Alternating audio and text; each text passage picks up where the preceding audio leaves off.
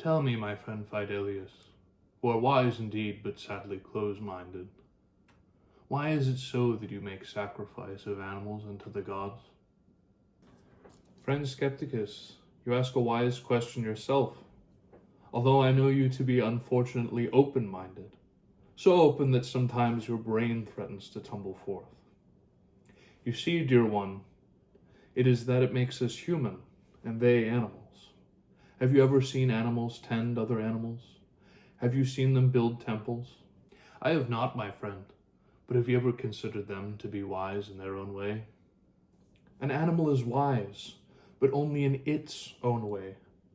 What makes an animal and a man is its nature, and its nature determines its place in the order of things. One may see a bird build a nest and think, how clever is his craft, but a bird has not been seen that builds a villa. I think you have found them rather clever and desiring of their own freedom.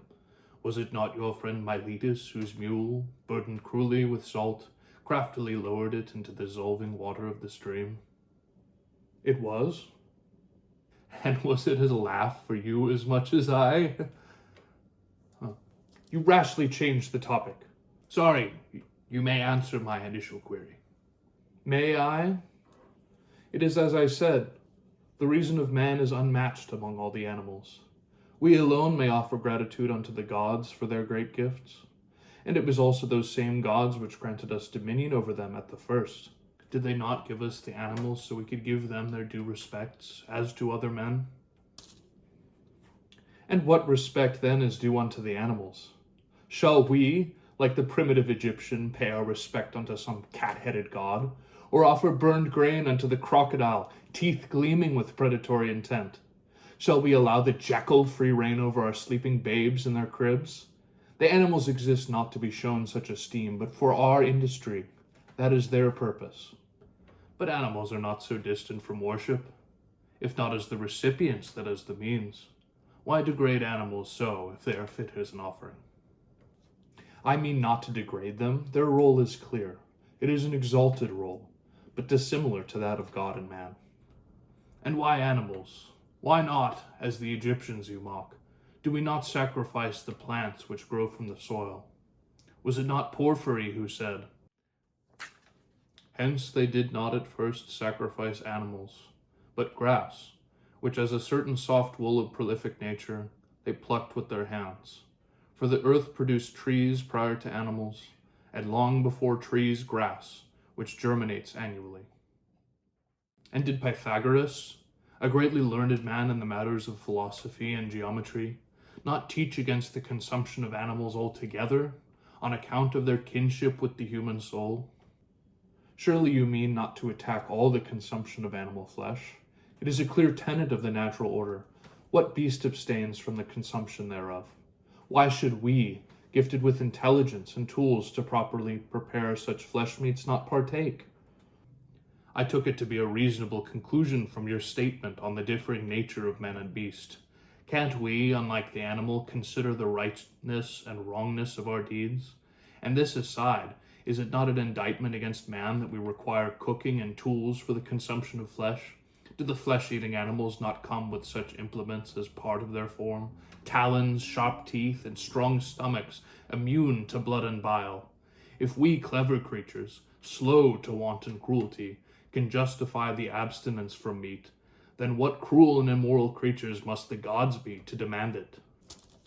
Be careful of your tongue, or else run afoul of the gods, and only less importantly, me. Think on what Homer wrote of Mercury and Apollo's cattle. In that very story, is it not Mercury, youthful and rebellious, who desires stolen cattle? Was that not an exercise of Olympian mischief, more than a template for the virtuous offering of fruits? Apollo himself did not feast on them. Why should he? It would appear suddenly, my friend, that you are the superstitious one, and I the inquisitive. What was needful to Homer was not your recognition of Mercury's individual deed, but a story using him and his expected mischiefs to exemplify the more essential lesson, which is this: remember that even the mischievous thief Mercury makes the stolen meat an offering unto the gods, and not a portion unto himself. What is this if not proof that even the frivolous newborn of the Olympians provides better worship than you, O Scepticus? My due is paid unto the gods, whom I imagine must be more even-tempered, wiser, and more virtuous than the stories would imply. Gods bearing your likeness, no doubt. And I honor them with the disposition of my own heart, and in my pursuit of wisdom. I suspect, as true power comes from wisdom, and neither of we mortals would deny that they have true power, that they are high in wisdom. Does that not follow, O Fidelius? It is sensible, yes. So, what need do wise and virtuous beings have for a crudity such as that? The spilling of blood, the smearing of it about the temple, the cooking of flesh. Shall we overlook its barbarism and imagine the gods unlike us in intentions? If they are so unlike us, then why such an earthly gift? Why not something of a higher sort, as I practice? In the practice of slaughter, we open ourselves up to abundant and absurd superstition. We are creatures which conceive of the spilling of blood, yet still fear it.